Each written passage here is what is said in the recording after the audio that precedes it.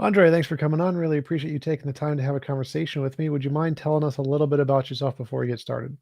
Yeah, I'm a professor of philosophy and co-director of the cognitive science program at Marist College in Poughkeepsie, New York, in the Hudson Valley. Um, I work primarily on issues in metaphysics, particularly issues in the metaphysics of mind and agency, and the metaphysics of the divine in philosophy of religion. And broadly, what unifies the sort of approach that I take is one that's ontologically naturalistic. Um, and yeah, so I mean, all that I work on is all of a piece with one another, if you'd like, right? So all the problems that I work on, and I know that you want to talk about philosophy of religion. In philosophy of religion are just extensions of stuff that I work on in the metaphysics of mind and agency and nearby issues like in metaphysics of causation. So broadly, I'm a metaphysician with some interest in philosophy of religion. So Cool. And so you are a pantheist, is that correct? I don't know if I'd say I'm a pantheist. That's my default view of God. So if God exists, I think the most plausible conception of God would be pantheistic. Yes, you can call me a default pantheist. How does that sound? But I mean, Sure. broadly, I would say I'm an agnostic. I don't know. I think it's the interesting thing about pantheism to me that makes it a little bit more tenable than, say, supernaturalist views of the divine would be that it's a view of God that is um, susceptible to confirmatory or disconfirmatory evidence, right? So in that respect, it strikes me as being a more interesting alternative. So I'll call myself a default pantheist, but strictly speaking, I guess I'm an agnostic. What would be the properties of God if your version of pantheism was true? Is it still like omnipotent, omniscient, conscious, intentionality, that kind of thing? Yeah, it's an interesting question. So it really depends on what version of pantheism we're going to go with. So, I mean, it's in terms of what omni properties God could have. Um, I think that the most tenable versions of pantheism are going to be ones on which we understand the divine as being a mind. Otherwise, what you have is something like a kind of pan-ultimism, is what I've suggested else in some of my work, where you just have some sort of object of ultimate religious devotion or something like that, and that's the universe. Well, that's not very interesting. So I think if pantheism is going to be an interesting hypothesis about the nature of the divine, about the metaphysics of the divine, then we should take the universe then to be a mind, right? So, and if the universe is a mind, now we can get the ball rolling and start thinking, what kind of mind are we talking about? Is it a conscious mind? I think it's going to have intentionality, because intentionality, following Brentano, I take it, that's the mark of the mental. So it's going to have intentionality. And I think we end up getting that just from the actual just nature of just physical properties, right? If you think about properties of things, they're directed at various kinds of interactions with one another. So you have, right, the roots of intentionality are found just in the stuff that the universe is made of. So now the interesting question is can that stuff be combined in such a way that it can constitute a mind? And I take it that, again, if it's going to be an interesting claim about minds, then it should be something conscious, right? So I want to say it's going to be something that's going to be a conscious mind. Now, about omni properties, that's tricky, right? So that's where we now have to start considering whether we're talking about a personal version of pantheism or an impersonal version of pantheism. So on impersonal versions, there isn't some sort of self-other distinction between the divine and you and I and so on. And on that kind of a view, I take it that starting to talk about omni properties might be a bit strained. But I think that the one omni property, that if God is a mind, once again, and the universe is the kind of system that can be a mind, and I could talk a bit more about that in a bit, but then, right, God would get omniscience for free, I think, right? Because God would be processing information, right, that would be processed, right, throughout the entire universe, right? So we're talking about one mind that's constituted by this whole thing, which is the universe. Then I think you could probably get omniscience pretty easily. But in terms of the other omni properties, I think it's gonna be a hard sell unless you punt up to a version of what's sometimes called personal pantheism. So now with personal pantheism, you get a self-other distinction, and now you might start talking about a being that may have developed certain sorts of properties. But again, I think it's going to be tough, I think, to make the argument that you have anything that is anything like, let's say, the omni-god that the traditional theist is interested in when you start talking about pantheistic being, because they're interested in something that's going to be essentially, let's suppose that you can make a case for God being omnibenevolent, which I don't think you can, but I suppose you could on pantheism. I think that you're going to have difficulty making the case that God would be essentially omnibenevolent, right? Because I mean, the universe is, number one, the universe could have been different. Number two, the universe seems like it's full of a whole lot of evil. So I think it's going to be difficult, I think, to make that sort of case. So I don't, as it stands, I don't see pantheism being committed to any of those various sorts of omni attributes. But again, as I mentioned, I think the one that one can make the easiest sort of case for would be something like omniscience. And the reason, again, would just be, I take it that what we're talking about is, again, a system that's a mind that's processing information that would be right happening throughout, throughout all the universe. So yeah. Why would you prefer those versions of pantheism as opposed to something like naturalistic pantheism, where it's just nothing that goes beyond the ontological commitments of science kind of stuff, just straight up naturalism, materialism? Oh, this is naturalistic. I mean, it's ontologically naturalistic. So we have to define what we mean by naturalism first off. So in terms of methodological naturalism, no, it's not methodologically naturalistic, but I don't think you could be a pantheist and be a methodological naturalist. Because then what you're going to be saying is the way that we can know things is only using the methods of science. So I take it that insofar as I would be committed to methodological naturalism, it would be that using the methods of natural science, we can determine what the stuff is, right, in the universe. But that doesn't tell us the complete story, right? So that's where then we can move beyond, right, what we can get through using scientific methods. So I'm committed then to ontological naturalism, which would just be the idea that the only stuff that exists would be the stuff that's constitutive of the space-time continuum, right? So that's it. There's nothing else. There's nothing spiritual. There's no additional properties. It's just the universe, but the universe on this sort of account would be configured in such a way that it's the kind of information processing system that can count as a mind. So one question is, there's the consensus in physics that space and time is emergent. So there's stuff more fundamental than space time, but we'd still call that natural, I imagine, right? Oh yeah, for sure. Yeah. I'm just using the space time continuum just as a placeholder. Yeah. Gotcha. So just the block universe. So the kind of pantheism I prefer, naturalistic pantheism, is essentially just scientific pantheism, nothing beyond science. So no consciousness beyond just an emergent property of the brains, no intelligibility kind of stuff beyond brains. It's just the things supported by the standard model of physics, more or less. And until anything more is discovered in science, that's kind of the most fundamental stuff we have evidence for, and that's it, kind of a version. So why would we prefer the kind that thinks there is some kind of intentionality or consciousness beyond brains to one that's more straight scientific, materialist, that's just quantum fields and that's it, no consciousness beyond brains? Yeah, well, I guess some of this might have to do with our starting point, right? So where I'm starting from is, again, as I mentioned, being a metaphysician. So of course I'm going to engage in this sort of speculation, but I'm also somebody who thinks about metaphysical issues in cognitive science. And in cognitive science, sort of the standard view that we accept is computationalism about minds, right? So minds are computational systems.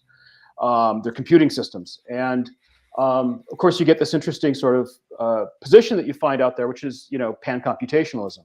So some people will argue that the universe is a giant information processing system. So as I take it, that sort of gives us a toehold for understanding the universe as possibly being a mind. Again, I'm not committed to the idea of it being a mind, but the idea is if it's going to be an interesting hypothesis, I take it that the universe is going to have to be a mind, as opposed to just some, again, just a merely physical system that doesn't actually have the sorts of characteristics of minds. So my thought here is this: there's nothing I take it about having wet stuff right in between ears that is going to be a necessary condition for counting as being a mind, right? So in principle, right, any sort of information processing system, right, if it's configured in the right sort of way, could be a mind. And again, as I see it, the matter itself would have to be something that's pregnant with consciousness. Otherwise, consciousness is something really spooky and weird. So as I see it, then commitments to things like a kind of neutral monism, that's sort of a background assumption that I have here, and a commitment to a computational view of the mind opens the door then for the possibility, at least it being a metaphysical possibility, assuming a naturalistic framework here, again, ontologically naturalistic, that you could then have the universe being itself a mind, right? As opposed to just, right, some sort of system that's just an object of religious devotion, but is not a mind. And I'll just quickly note that this sort of mind position that I'm taking here with respect to pantheism has been the sort of standard view that you find amongst people that have been described as pantheists, at least in the history of philosophy. It's been, so if you look at somebody like Spinoza, for instance, there's some debate about whether Spinoza should be read as a pantheist or a panentheist. I'm not going to worry about that. I'm not a historian of philosophy. But if you look at Spinoza, Spinoza is talking about, right, God or nature, right, which he takes to be, right, the same thing. And he's, right, explicit about describing that thing as being a mind. So I take that as being sort of a starting point, right? So can we make a case for, right, the coherence of a metaphysics of the divine on which the universe is a mind and then is a proper object of religious devotion? So that's the thought here. So I don't know how much of the yeah, I mean, I guess the watershed difference between what you're describing and what I'm describing is what you're describing is a view on which pantheism would exclude the claim about the universe being a mind. Whereas what I'm saying is that would have to be, if it's going to be an interesting thesis, right? If it's going to be an interesting metaphysics of the divine, then it ought to be one where, right, it's going to count as being a mind. What do you mean by interesting thesis? Because I'm not sure. Like when you say that, I don't know what it means or. Well, otherwise, I think all you have is just what, like as I mentioned before, a sort of pan-ultimism, right? So John Schellenberg, he's in his work in philosophy of religion, where he's sort of trying to, he has his book Prolegomena to Philosophy of Religion, where he's sort of trying to sort of revisit what we're doing in doing philosophy of religion, because all too often, well, at least in the past 50 years, 100 years, philosophy of religion has largely been driven by the interests of Christian theists, traditional Christian theists, and their opponents, and that's it. It's been this back and forth between those two sides. And Schellenberg and others, including myself, have tried to sort of open the space to try to think about other sorts of conceptions of ultimate reality, or whatever you want to call it. And Schellenberg says, okay, here's what's going to be characteristic of religions, right? So he offers some various criteria, but one of them is that you have some sort of object of devotion, which is an ultimate, right? It's undefined. Right? So you get ultimism. So as I see it, if we don't go with the mind, the sort of direction that I suggest in my own work, which is, right, if it's going to be an interesting thesis that's going to be distinguishable from pan-ultimism, then it should be a mind. Right? Otherwise, all we have is just sort of a, I know not what, but it's an ultimate object of religious devotion. But now the theism part, right, if you will, of pantheism seems to be lost, right? And that's where I think, you know, if you look at the Stoics and you look at Spinoza, and then you look at people after that, like Schelling and other people like this, when they're talking about pantheism, they have in mind a view on which the universe ends up being a system that you can describe as being a mind, again, as opposed to just a I know not what, if you will, kind of thing, or just a mere physical system that's an object of religious wonder and awe and so on. And again, I think it's better to describe that kind of a view as pan-ultimism, but of course people are free to use whatever language they want to describe these positions. That's fine. So what how would this mind work exactly? Because I'm thinking from the perspective of physics, like there's a speed of light, information can't travel faster than the speed of light. So if the universe as a whole is some kind of information processing system, it doesn't seem like information could get from one side to the other in any meaningful sense. So it'd have to be like a whole bunch of different ones all working together. Right. I mean, number one, I in my own work, in terms of a philosophy of time that I think is correct, I assume a sort of block universe and eternalism. So I think what you'd have is you'd have the entire block, right, and the processing of the information, right, in sort of one snapshot, if you will, right. So I don't know if that's going to help with the problems of physics here, right, in terms of how the speed of the information being processed. But now what you're talking about, though, is a system that would be just unlike any others that we're encountering. I mean, but of course, right, there's different ways that you might think about this kind of thing. I mean, one sort of some alternative approaches that people have adopted, having people like Paul Draper, for instance, who basically have said, no, what you have on this sort of view that's going to be the most plausible version of something like pantheism, but it's not pantheism, is where you end up getting the divine as something, a feature of the universe, right, as opposed to the totality of the universe, right? So now what you might do is localize the processing of information in, right, a space that's going to be smaller than the entirety of the universe. And I haven't really thought about how to sort of think about these sorts of alternatives like what Paul Draper has, or Samuel Alexander was somebody like this too, who had this idea of a kind of pan-in-theism, right, where God is an emergent feature of the universe, right, itself, but not the entirety of the universe. And God isn't universe plus, it's just what you have is something that's a feature of it. So that might be a way, right, that one can make this work, but I don't know if that would be pantheism anymore. As I mentioned before, I think it would be something else, like pan-in-theism, not pan-en-theism, but an in-theism. So yeah, so I think I think it's an interesting question about how to make this sort of account then work with physics. The thing that I'm interested in, again, as a philosopher, is whether or not you could just have a coherent picture. But that's where it goes back to this point that I made about pantheism and why I think it's so interesting as a metaphysics of the divine, is that you have a metaphysics that's unlike traditional theism, that is, in this case, at least in principle, can be confirmed or disconfirmed by, right, available evidence that we have, right? I mean, is this a model of the divine that is that will work or not, right? And if it doesn't, then then so much the worse for it. Then it's not going to go. It's not going to work. But again, this is a view of the divine that has been largely just ignored for much of at least the recent history of analytic philosophy of religion. So hence that's why I work on this stuff. Yeah, philosophy of religion ignored everything other than Christianity for the most part. Yeah, exactly. For the last 50 years. Yeah, it's really only been within the last evidence. You mentioned that this could be indicated by evidence. What kind of evidence would indicate this? I think it ultimately would have to be scientific evidence. Yeah, but I just don't. Well, like specifically, what kind of scientific evidence? Oh, from physics, of course. Yeah, I think it would have to be information. It would have to be coming from physics. So yeah.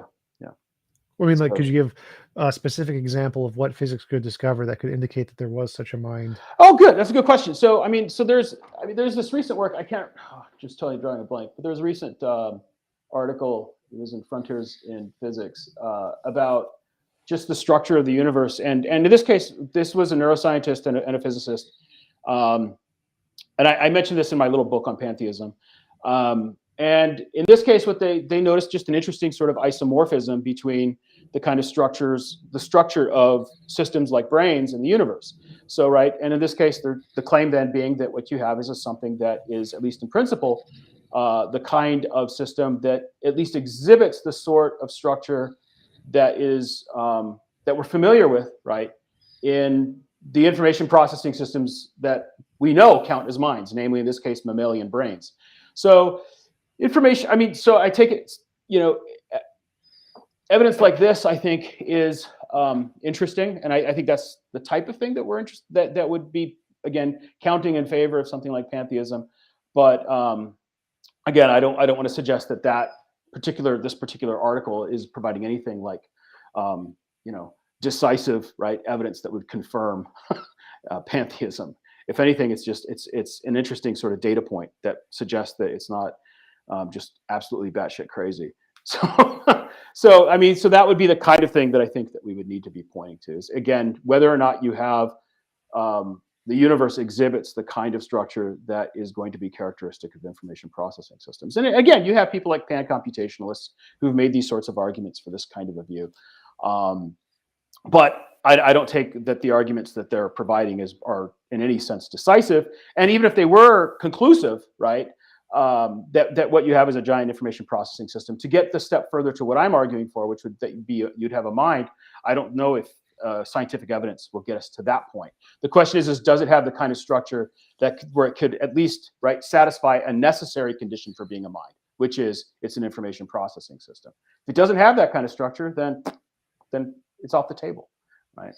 So, well, do you think the analogy arguments work to provide that? Because I think that when people make those kinds of arguments from analogy, that looks like the image of a neural network kind of looks like the image of a star system cluster or something, cluster of galaxies. To me, it seems like simply because the shape looks the same, I don't think it has the necessary conditions to be an information processor, simply because it looks the same. Because it's like that's not going to be enough, right? Right. So like the golden ratio, we see the golden ratio in a lot of different things. You can't say a seashell is the same as a sunflower leaf because they both have the golden ratio. So what exactly are we looking at in the universe that could qualify as an information processing system analogous to a neural network of some kind?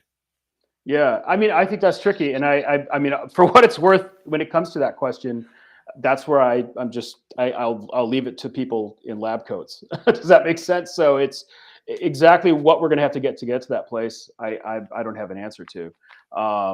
As I see it, again, you have the people that are working. Again, you get the pan computationalists and people who are working on this kind of stuff about whether or not the universe can be an information processing system. And their training is such that, right, it equips them for answering that sort of question. So again, that's where I stop, right? But right at this point, as I see it, you then have this open question, right? Is the universe the kind of thing that exhibits that kind of unity, right? That is characteristic of, right, systems that process information in the way that's characteristic of cognition. Again, as I say, it's just an open question. So, but again, it's one where that's where I just have to say I'm a philosopher, and I just have to beg off and say that we'll leave that to the scientists to answer that question. So, Is that similar to like the fine tuning argument for the theistic God, where it's like saying that there's some kind of set of complex ways that the universe interacts, and that complex ways is indicative of minds, like information processing, more so than non-minds, something like that? yeah, that's a good question. I haven't really thought about that. Somebody who has a little bit has been Philip Goff. So Philip, and same thing with actually Peter Forrest too. Philip has a paper on what he calls his view agential cosmopsychism, which, as far as I'm concerned, it's just a version of pantheism. And on his view, what he then appeals to is the notion of the universe as a mind, as being a simpler explanation of fine-tuning than either the multiverse hypothesis or the traditional omni-God hypothesis, right? The idea now being that you have, right, so he assumes priority cosmopsychism. So the whole thing is, which assumes priority monism, which is the idea that the universe is one single substance. And then you then have, right, and that substance is a mental substance, right?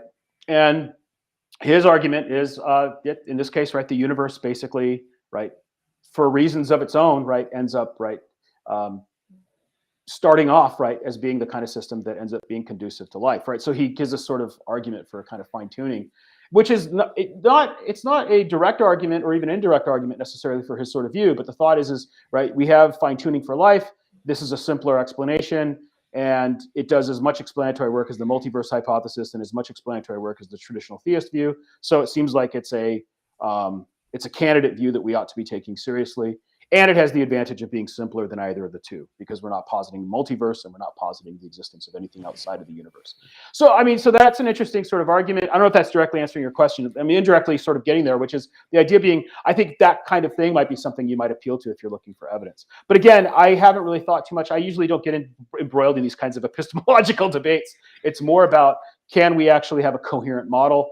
And is it a coherent model that is at least consistent with, right, what we know about the universe, or not, right? And I take it that, right, that you can sort of work out versions of pantheism that are going to be more or less consistent, right, with our best current science. But at the end of the day, it may prove not to be tenable, and that's fine, right? So I think that's where it's different, I think, again, from traditional theism in that respect. You just sort of, okay, well, I guess that's it's off the table. God doesn't exist, right? So. In your view, did the consciousness, you mentioned the block universe, has the consciousness always been there, or did the consciousness evolve from some state? Because if you're making an analogy from the shape of star systems or something to neurons or something, then it seems like prior to that point in time where that structure existed, if that structure is what is facilitating the conscious state, then there wouldn't be a conscious state. So that would have to come about after billions of years of cosmic evolution, and then the consciousness would arise. Yeah. And if that was the case, would that even qualify as a version of pantheism? Is it possible for the pantheistic kind of a God being to come about from evolution of star systems, or would it need to be fundamental to the universe to even qualify as a form of theism? Yeah, that's a really good question. I think you're going to find people being of two minds. Some people are going to say that if it's going to qualify as a version of theism, then it needs to be there from the beginning. And I think Peter Forrest approximates this sort of view. So Peter's a personal pantheist. Again, I'm an agnostic about that debate. I think the personal pantheist has some advantages over the impersonal and vice versa. But he says from the go, right, you end up having this sort of conscious system. And again, Philip Goff's view would be like that too.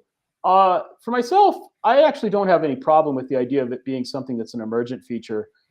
Not in the sense of strong emergence, which is to say, right, where you have strong emergence, you're going to have novel stuff, but weak emergence, which is, right, you just wouldn't Something expect from it. nothing, new Yeah, things from nothing. yeah. So, so in this case, I want that it's going to be just that the universe now exhibits the kind of complexity that's necessary for it to now be conscious, but it's not anything over and above the stuff itself. And so I don't see a problem with that being that kind of emergent view, right, where it takes time. And you'll actually have some people even who have been proponents of panentheism who've taken that kind of view, only they've said that it's strongly emergent. So Arthur Peacock is somebody who has a view that I think approximates this, if I remember correctly. Don't quote me on that, but it's I don't think it's going to be any less. Now, of course, the traditional theist is going to say, "Hell no, that's not theism, then," right? And I'll just say, "Okay, fine." I mean, I'm talking about pantheism, so you folks are going to say I'm an atheist anyhow, so it's fine. But yeah, I don't see that much hanging on that. Somebody who's taken a view like that, actually, that just comes to mind is actually John Bishop. So John Bishop, with his view, with his work, he's not a pantheist. He calls his version, he calls it a kind of panentheism, but he takes the divine to be something that's an emergent feature of the universe. So again, so you have these sorts of people like this, and John describes himself even as a Christian at that. And so you'll have people like this who've taken those sorts of views, who've argued for it then being, that it's a perfectly fine candidate, right, for being God, right?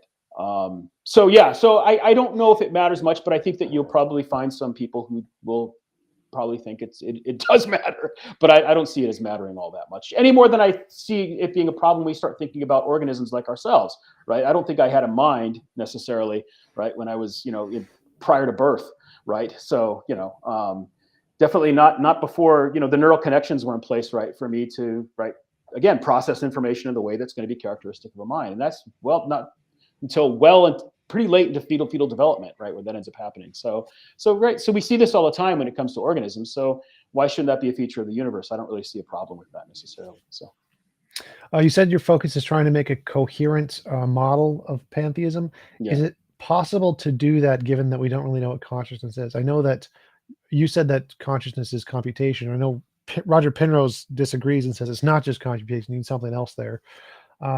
If we don't know exactly what consciousness is it possible to make a coherent model? Because it seems like you're just placing a big variable x, whatever x is, it could be done by yeah, this. no, it's good. Yeah, so I talk about this actually in my little book. Yeah, I think that, so here we have to actually start talking about ontology. so so on the one hand, you'll get some people who are cosmopsychists like Philip Goff, and other panpsychists, I think, have a sort of answer here, which is it's that the universe, right, either the universe itself from go is a conscious system, and they're going to have a kind of problem of division. That's their problem, right? Which is, how does it now then divide up into these discrete centers of consciousness that are you and me, that we can distinguish from the whole, right, which is the universe. On the other hand, you get your sort of micropsychist, the traditional panpsychist, and they're going to say that fundamental stuff, right, that the universe is made of is itself, right? There's something it's like. It's not going to be very robust or very interesting, but of course their problem is how does that stuff combine, right, to be minds like you and me? And now if you start thinking about the whole, with the whole universe, right, if the whole universe is itself a conscious system. So my approach is, I've discussed some difficulties with those sorts of those panpsychist options, cosmopsychism and micropsychism, namely this combination problem and the problem of how you're going to individuate, right, systems, right, that are going to be themselves discrete conscious subjects. My approach is to adopt a version of what's called pan-protopsychism. So I think that the universe, as I mentioned earlier, I think the universe, right, the stuff, right, that the universe is made of is pregnant, right, with mentality. I don't think it's mental stuff, but it's pregnant with it, if you will, right? So the idea here then being that, and if you recall, I mentioned that I think that intentionality is something that we see all over the place. So on the view of properties that I think makes the most sense, the properties of objects are what we call powerful qualities. So they're both qualities and they're powers. And as a power, right, what you have is the property of something is going to be directed at various kinds of manifestations with appropriate manifestation partners. So here's a really simple example, right? Sodium chloride and H2O, right? Sodium chloride is directed at dissolving, right? When it comes into contact with H2O, H2O is directed at dissolving sodium chloride, right? When it comes into contact with it, right? So the two, right, chemical compounds in this case are going to be directed at these particular manifestations when they come into contact with each other. What do you mean by directed at? The idea then being that right, they exhibit a kind of intentionality, what George Molnar called physical intentionality, where right they are, if even if you had a quantity of sodium chloride that is, we're having connection issues. It looks like. Sorry, hopefully it's restoring it. Okay, so if you had a quantity of sodium chloride that is in a remote part of the universe where there's no H2O, right, it would still be the case that if it were to come into contact with H2O, it would dissolve, right, in the water.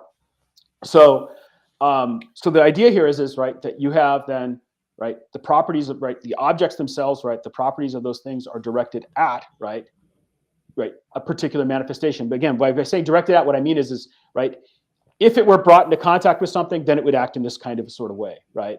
And the truth maker now for that if-then claim is going to be that property of the object, right? Namely, in this case, it's soluble, right? H2O, I'm sorry, not H2O, sodium chloride is soluble, right? Its solubility is such that, right, it has the power to be dissolved by water, right? It can be dissolved by water. So that's all I mean by directionality is you have that sort of, right, it's pointing at these sorts of interactions, these outcomes, right, even in the absence of that stuff, right? It has that disposition for, right, a particular manifestation. And that's that disposition for something, as I see it, that's what I mean by, again, a kind of directionality. And that is going to be something that we find then when we think about the intentionality that's characteristic of mental systems, right? What you're going to have is you're going to have a thought is directed at something, right? It's about something, it's for something. So it's just, in this case, it's now going to be something with a certain kind of representational content. But as I see it, right, the objects themselves, right, the fundamental objects and their properties are going to be such that when they're configured in the right sort of way, then they're going to be exhibiting that more robust kind of intentionality. And because these are also qualitative, right, these things are both powers and their qualities, right, they're ways that things are, right, they're going to be giving rise then to the things, what's going to be characteristic of conscious experience. Now, that doesn't mean that, oh, yeah, we've taken care of the problem of consciousness or anything like that.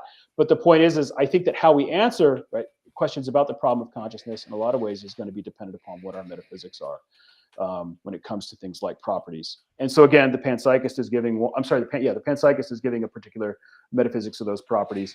In this case, what I'm suggesting is that we have something that's proto-mental. It's not mental, but it's proto-mental.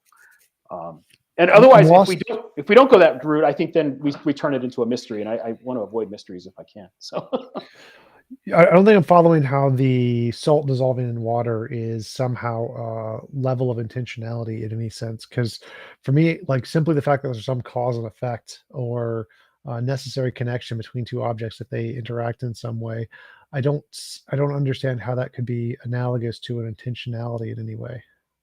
Yeah. Okay. Think about it like this. All right. So when you start talking about intentionality, right, what's going to be characteristic of intentionality is that it's aboutness, right, or forness, right? Okay. So I can have a thought about, right, Abraham Lincoln. Abraham Lincoln is not here, right? I can have a thought about Abraham Lincoln, though, right? So there's something that's not here about which I can have a thought, and the thought is directed at that. Right, it's about that. So the thought now would be take again the sodium chloride and its power, right, of solubility, right, of being dissolved, right. So now, again, right, the solubility of it is going to be right again about right being dissolved, right. It's the kind of thing that will come when it comes into contact, right, with H2O, right, as a matter of necessity, it's going to dissolve. Right, so it's akin to, it's similar to, right, that kind of intentionality that I'm talking about with my thought, which is about Abraham Lincoln. Similarly, the H2O has, right, this property of solubility, which is right about being dissolved in H2O. Right, it's directed at that. So following the analogy, that particular manifestation. Well, so the analogy would be like, so there's my brain thinking of Abe Lincoln, and the other one you have like salt, water, and it dissolving. Or just take the quantity of salt, right? That's just on its own. right? Again, not anywhere near any water, right? It's still going to be the case that as soon as you bring it into contact with water, it's going to dissolve, right? Well, what is the Abe Lincoln like? If we're trying to like draw a connection between each part of the analogy, Yeah, neither of them is here, right? Neither of them is here. So what you have though is that aboutness or forness, right? That's built into, right, the properties of things, right? Well, So the thought I'm here trying to is, understand the two analogies. So like trying to make like a one-to-one comparison of each variable in the analogy. So what would in the analogy of the salt, the water, and it dissolving, what would my brain or my consciousness be? What would Abe Lincoln be? And there must be some third variable there, like the aboutness. I don't understand like which part is the analogy of those three variables in each thing. right. Again, what it's about in this case is, right. So again, what I'm trying to do with the example here is show that, right, in both cases, right, I can have something that's directed at something that's not there, right? Right. In this case, you can, right, my thought about Abe Lincoln is, right, about, right, it's directed at Abe Lincoln, again, even though he's not here, right? So he's not around. Similarly, right, what you'd have is, right, the salt. Now, again, what we're not talking about is mental intentionality. What we're talking about is what, again, George Molnar called physical intentionality. And the thought here is, right, the salt is still, even in the absence of water, is directed at that particular manifestation. And how do you know this? Well, put some water in contact with it. It's going to do this immediately. So the thought here is, on this kind of view, the laws of nature supervene upon, they're made true by, right, the properties of the objects themselves. They're not something in addition. The laws of nature just are these descriptions of the way that things are going to behave, that they tend to behave, right, or they're disposed to behave, right? So the thought here is, again, think about dispositions, right? When something is disposed to do something, right, you could give this sort of description of it in terms of an if-then statement, right? Right. If it were the case, well, specifically a counterfactual, right? So, which is, right, you could say, right, if I were to put this salt in water, it would dissolve, right? So the thought here is the truth maker for that is going to be, it's this power of solubility that it has, which is directed at this particular manifestation, right? It's going to be the case that it's going to do this, and it's because of this sort of intrinsic feature of the salt itself, right, that it's going to do that.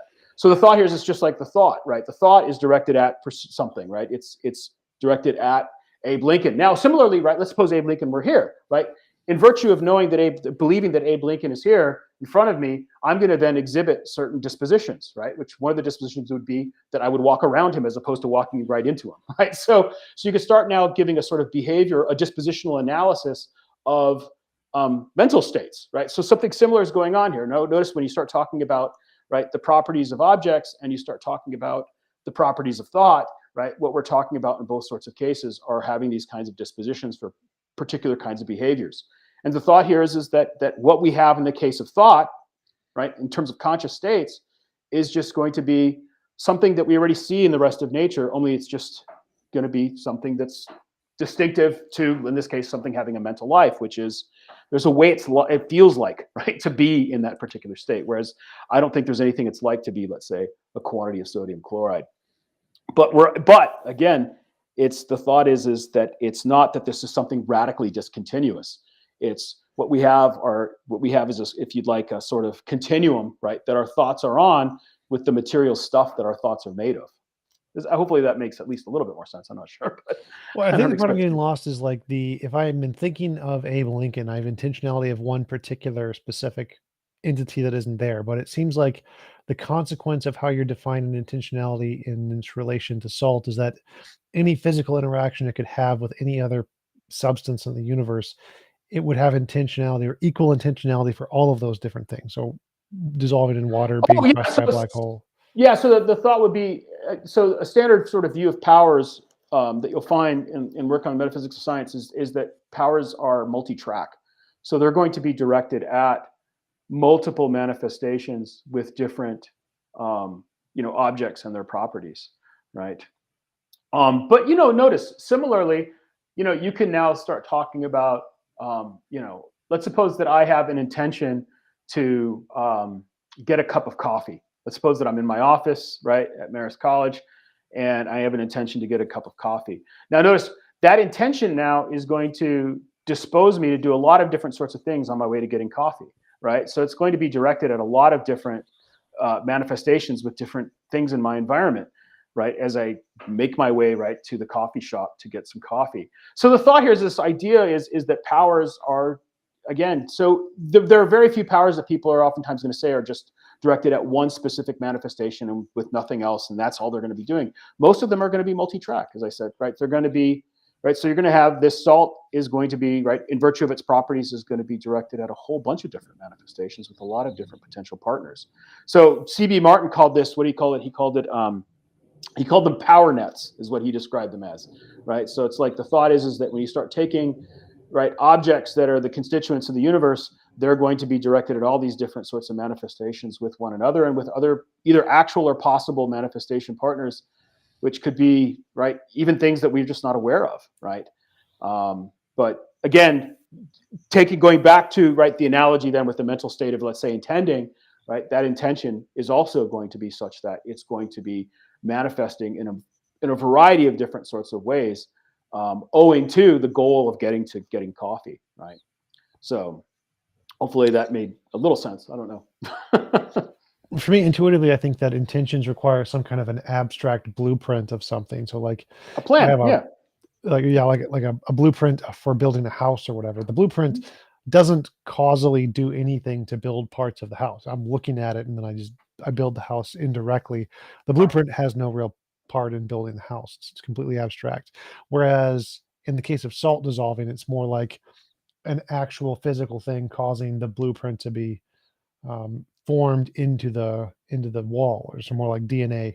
DNA literally forces the things to go into the right place based on the bonds to form proteins or whatever. And that seems to be fundamentally different than a blueprint, which represents this stuff but doesn't actually have any causal link to it. Oh, yeah. Are you Um, really going to say that about blueprint? I'm actually inclined to disagree with you, right? So, so take I mean, I take it what you mean by blueprint is what those of us who work in action theory like to call plans. Okay.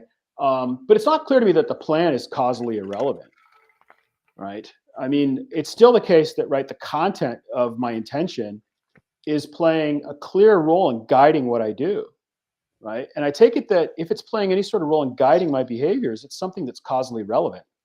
all right, so All I would you have to agree do with is a that. but for test, right? Just do a counterfactual test. But for that plan, I wouldn't be doing what I'm doing right Right. now, right? So that sounds like it's causally relevant in that sort of way, Well, that's what I right? think the difference is because in the case of the salt, it doesn't seem to be, because the plan is to do literally everything it could possibly do. So there's Oh, like a right. But plan. again, let's keep in mind, intentionality isn't the same thing as having an intention. I was just using an example of an intention as one case of intentionality, but right, intentionality is something that could be more or less complex, right, because of the content. In this case, if you think about the intentionality that's characteristic of psychological states, that's going to be much more complex, right? That's going to involve the interaction of a whole lot of different properties, right? And now what we're talking about are the properties of neurons, right, that are interacting with one another, right, in this case, right, to produce a particular kind of an outcome. But notice that's much more complex. I was trying to use a very simple example just in the interest of simplicity. But I think that typically most of the cases that you and I are familiar with, just in terms of just our first personal experience, what we're talking about now are constellations of powers that are having an additive and subtractive effect on one another to produce an outcome that is going to be more or less likely, right, given, right, how the various elements are interacting with one another and the environment outside of the agent, right? So that's going to be, I think, a much more complicated picture. So that's why I was trying to use a sort of simple example in terms of with the sodium chloride, just to say that I think this is something that we see going all the way down, right? If you'd like, there's sort of, if you'd like, if you don't want to call it intentionality, you can call it proto-intentionality, right? But I have a paper with Jesus Aguilar where we argue for a view that we call a gradualist picture of the metaphysics of agency. And we sort of develop this sort of an account where we start with these examples from chemistry, and then we just sort of say what we have is just something that becomes more and more, just we have gradations of complexity. And right, once we reach a certain point, now we're talking about systems that we describe as being full-blooded agents that with a mental life that's more robust. And I can just think of a cat here as an example of this. But the thought here is it's not that there's anything, it's still atoms in the void, as it were, to put it crudely, right? It's still what we're talking about. But what we're talking about now is something that exhibits a kind of functional, integration that's going to be characteristic of, right, a system that we can say, right, is a mind. But again, it's a system of that stuff, that basic stuff, right? That physical stuff, right? That is now, right, exhibiting that kind of unity that's characteristic of a mind. But it's not that there was anything special. There's no pixie dust or anything like that that got thrown into the mix, right? It's just that stuff.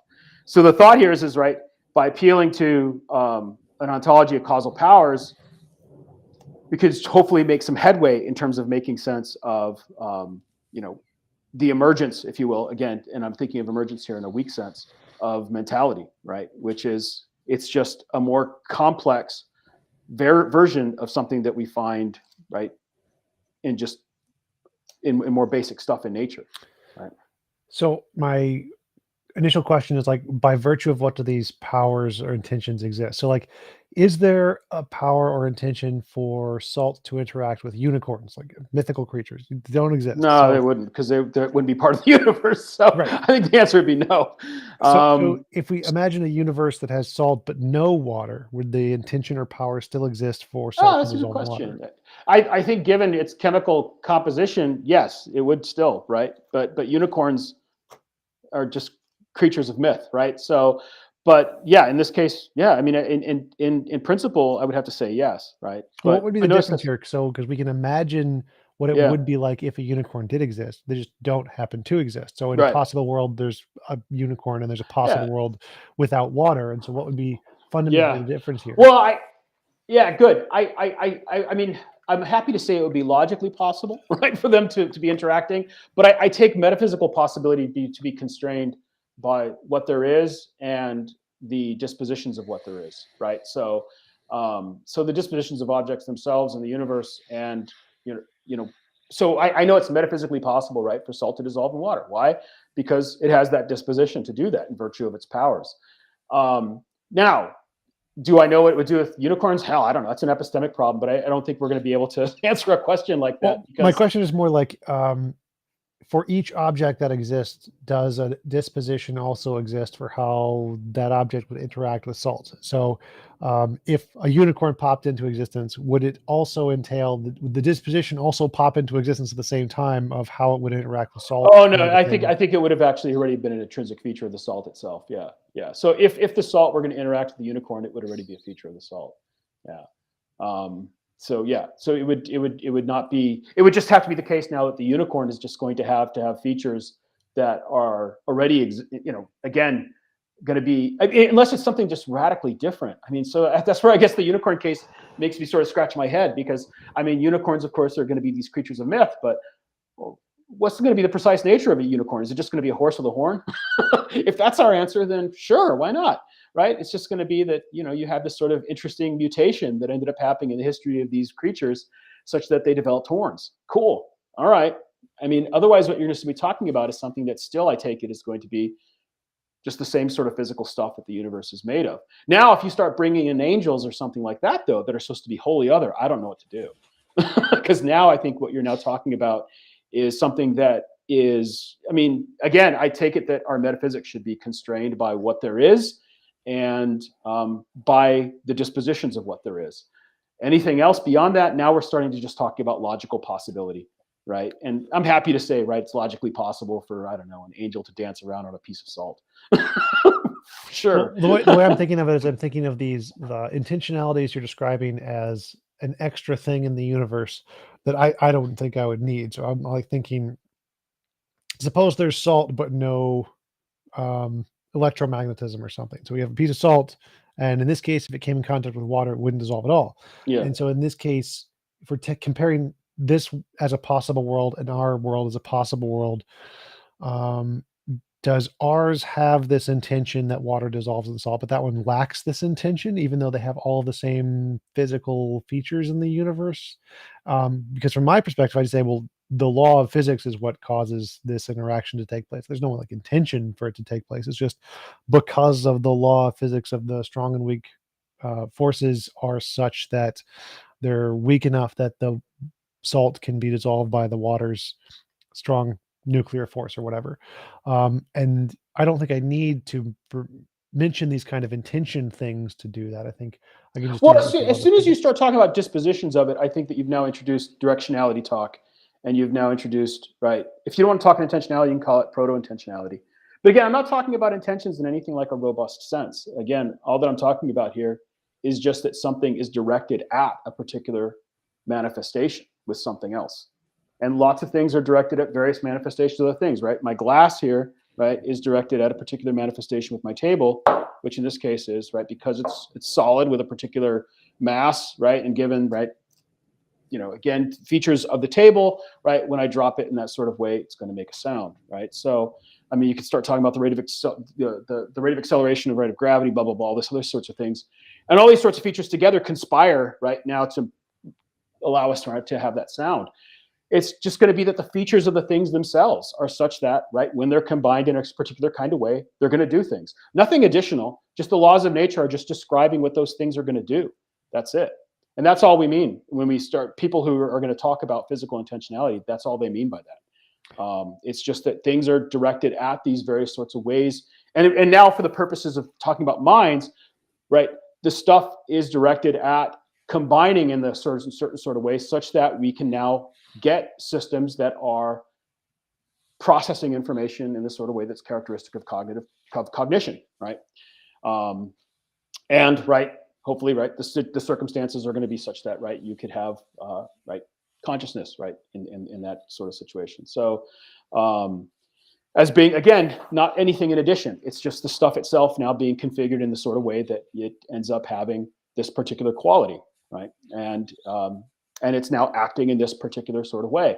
But what you're talking about is the behavior of a system, and the behaviors of systems are quite different from, let's say, things like, you know, discrete physical particles, right, are going to be very different. And those are going to be much more, maybe not more predictable, but right, the range of things that they're going to be able to do is going to be quite different from, let's say, a complex system, because a complex system is going to be made up of a whole bunch of stuff that is, again, directed at, right, just a wide range of really interesting sort of manifestations, right? So again, compare an organism like you or I to, you know, a quark, right? They're just going to be different, right? One of them is much simpler than the other, right?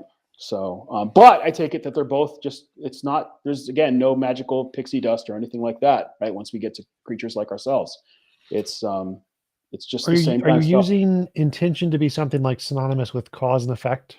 Causality? It's part of the picture of causation. Yeah. So the kind of picture of causation that you end up getting on this kind of a metaphysics is one where you've got objects are directed at specific kinds of, right, manifestations when they're interacting with each other. Yeah. So it's a realist, you end up getting a realist picture of causation on this view where it's productive, but it's not this sort of picture that you get from somebody like David Hume, where you've got A at time t1 and then B at time t2, and you've got this sort of chain thing. Instead, what you're now talking about are complex processes of, again, constellations of powers, right, of objects, right? Or differently stated, right, you've got the dispositional properties, right, these objects. And I take it that those things are also just, they're qualities of those things. It's the same thing, right? It's just the same thing under a different description.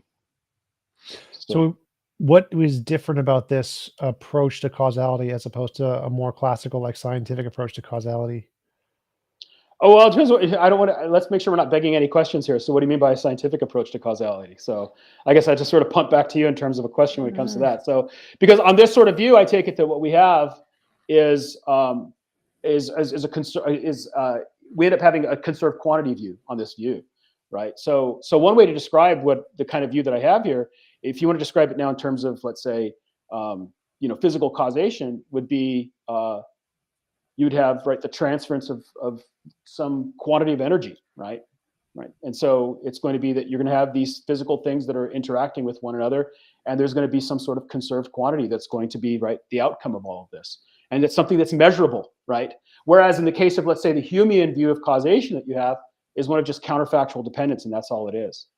It's when we have this, we have that. That's it. In this case, what I'm saying is there something that's going on there? So I guess I want to know what you mean then by the scientific view. So. So yeah, I think something more like the Humean thing would be more like the scientific view, where it's just like, if you have this, then that. It's just a bunch of if-then statements.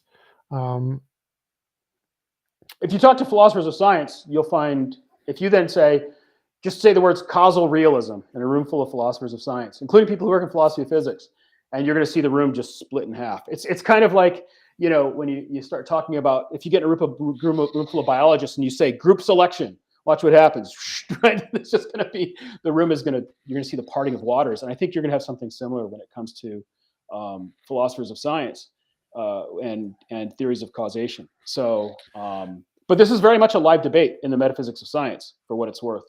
And including among people, the people that I'm talking about right now, who I'm mentioning, who endorse a kind of conserved quantity view. Most of these are people with backgrounds in physics and endorse that sort of view. But again, you also have people with backgrounds in physics, and they're going to say, no, that's bullshit. And they're going to go for a sort of Humean difference-making view. But notice what you're now getting into, though, is a debate that goes beyond, right, the data that we have, right, beyond the evidence that we have, right? So now there's an open question about, right, what do we need to actually really have causation? And here, a person whose work I would strongly recommend that has done, I think, some of the most interesting work on this topic is Anjan Chakravarty. He's got he has a really nice paper about causal realism, and then of course the Humean picture, and he argues for this kind of causal process view, like the one that I'm arguing for right now, where you end up getting a sort of story about how you can get a sort of a conserved quantity approach, right, where now you have something that's measurable that's happening when you have a real causal relation that's occurring. And right, it's in virtue of, right, again, what he calls the causal properties of things, what I'm calling causal powers, and right, and it's in virtue of how those things are interacting to produce particular outcomes.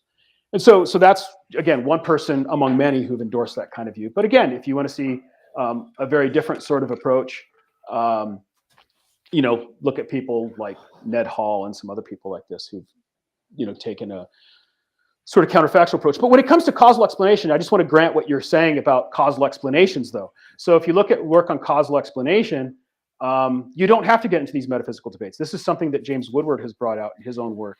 So Woodward, his book, Making Things Happen, he presents a model of causal explanation. He's like, I'm not even interested at all in the metaphysics of this.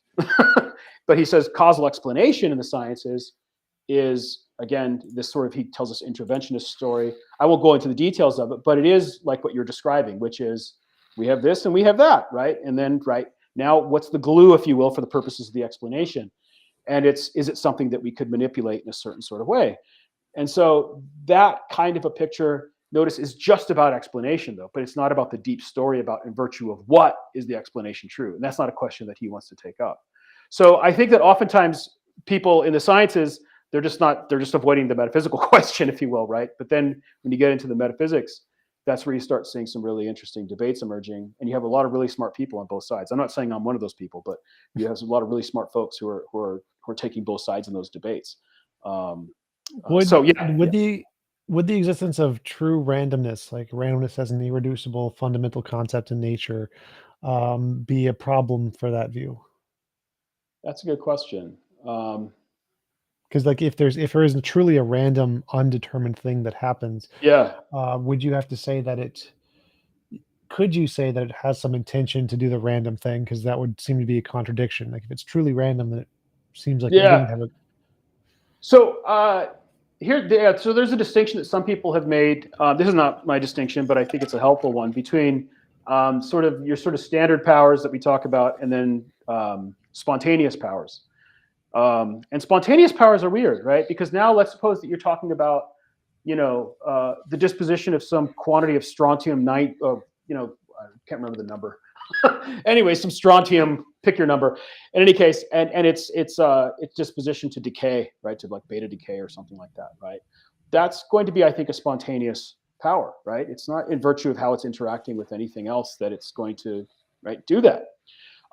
So I think those sorts of cases are interesting. I'm not sure what to think about those cases, because I think they're still doing something causally, right? They're still producing a particular outcome, right? It's something we're measuring. So it just does it without interacting, right? So the standard cases, I take it, that especially when we start talking about objects that are atoms and larger, right? And we start talking about things that are more stable, right? Is that they are manifested in virtue of how they interact with one another. Whereas you get these sorts of cases of things that are producing outcomes without interacting with anything at all.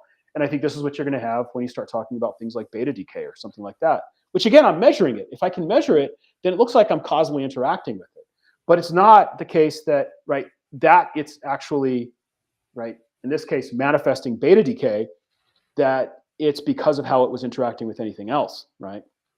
So those What I think about are really interesting cases. So yeah.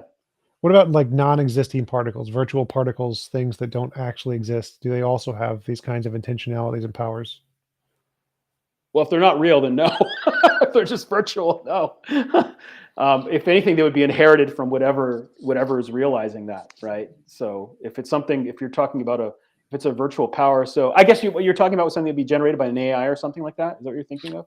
No, virtual particles, as in the thing that it happens in the Casimir effect, where a particle and antiparticle pop out of existence from nothingness. Oh, From okay, all right. Yeah, I don't know. I don't even know how to speak to that. I'll leave that to somebody else. I'll leave that to one of my friends who actually works in philosophy of physics. Gotcha. That's about my pay grade. I'm used to thinking about things the size of brains and larger, and usually sticking to things that are the size of brains. That's about it. So That one I'd definitely be interested to hear your thoughts on from someone who knows about your position, because it seems like if there was such a thing as virtual particles and they did pop into existence randomly uncaused, it would probably seem counterintuitive to think that such powers existed for virtual particles. Um, yeah, so that would probably be an interesting challenge for your view, which I think would. yeah. I would actually say reaching out to Anjan Chakravarti would be a person to reach out, because he has a background in theoretical physics, and he's an advocate of this general sort of picture of causation as being a process involving interacting, right, properties of objects, right, causal properties as he calls them, or powers as the rest of us call them. But yeah, it's fine. That's just a terminological dispute. That's it. So yeah, I would say it'd be somebody like that would be a good person to talk to. But of course, an interesting question, and a thing that comes up that is, I think, proves difficult for a view like my own. And of course, this then, right, has implications for what I'm saying about pantheism, is that some people are going to say, look, you don't have intrinsic properties when you start talking about fundamental particles, right? All you have are relations, right? They're all extrinsic properties, right? So Michael Esfield is somebody who's a German philosopher of physics who's pointed this out, right? So he's raised some difficulties, and some people have tried to respond. And there's a live debate going on amongst people working in metaphysics of science who think about philosophy of physics, about whether or not there's any reason to think that there are intrinsic properties of fundamental particles, or if it's just relations, right? So, and what the implications are for this kind of a metaphysics that I'm describing, which is a sort of powers ontology. Esfield doesn't think it's a problem. He just thinks that the powers are just relations. So that's what he does. But so there's an interesting, there's live debates about these things going on amongst people working in the metaphysics of science very generally, and a lot of questions here that I'm not even addressing, that I think, again, prove difficult. I'm happy to admit end up providing obstacles to the tenability of the kind of model of God that I'm interested in. How do you take like math, square root of -1, I, those kinds of things, the imaginary numbers, like do those things have powers too? No, I don't think so. I mean, I haven't thought a lot about philosophy of mathematics. I'm not a Platonist, though, of any sort. I have good friends who are, like Eric Steinhardt, yeah, I don't think there's any abstract objects. So I think that mathematics, the truth makers for mathematics, would just be features of the physical universe. So how that would be the case, though, that's goes above my pay grade. So I don't work on those questions. But yeah, my answer would be abstract objects, just they don't have causal powers, and that's a reason for me to think that they don't exist, right? So that's assuming Alexander's dictum, right? Which is, right, if something exists, then it has causal powers. It makes a causal difference in the world. So if otherwise, it's a non-existent. So yeah, interesting question. There are people, though. I'll just quickly mention there are. I do know, I haven't read this book yet, but Matthew Tugby, I think that's his name, has a book defending a kind of Platonist powers view. So maybe he has an answer to this question, right? So maybe he would say that numbers, right, as well as fictional objects, maybe, I don't know, right, are going to have causal powers. That's going to be, I just don't know how those things would interact with us, though, right, if they're abstract. If abstracta don't exist anywhere.